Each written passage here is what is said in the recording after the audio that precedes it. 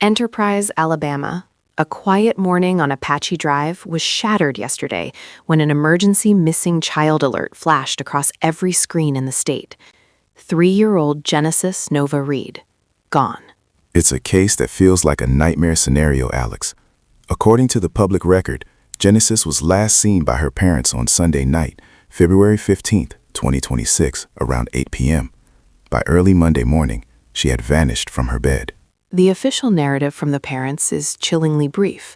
They woke up, found a door to the house standing open, and the bedroom was empty.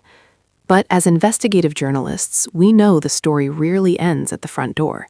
Jamie, you've been digging into the timeline of those first few hours. That's right.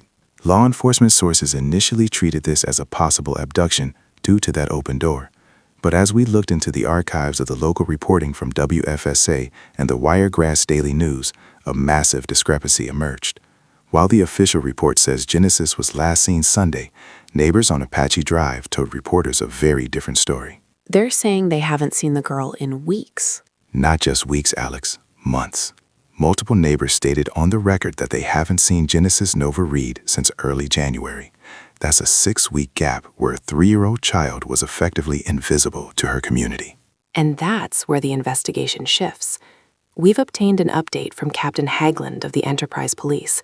Usually, in a fresh missing persons case, you're looking for sightings from the last 24 hours. But Hagland made a specific, unusual request to the public. He's asking for anyone who has seen Genesis in the last 30 to 45 days. That confirms that the journalists on the ground and the investigators are looking at the same red flag. The mother's mysterious disappearance claim is clashing with the community that says she's been gone since the new year. Let's talk about the physical evidence cited in the emergency alert. Genesis is described as a black female, about 2.5 feet tall, weighing 30 pounds. She was reportedly wearing pink Minnie Mouse pajamas. Jamie, you found something in the archives regarding the family's history that adds a layer of complexity to this. While we are focusing on the current events in Alabama, the name Genesis Nova Reid carries a heavy weight. There are documented reports from 2022 in Las Vegas involving a mother named Arislyn Nova Reid and a child with the same name. We are currently verifying through public records if this is a tragic case of history rhyming, or if there is a direct connection between these two households.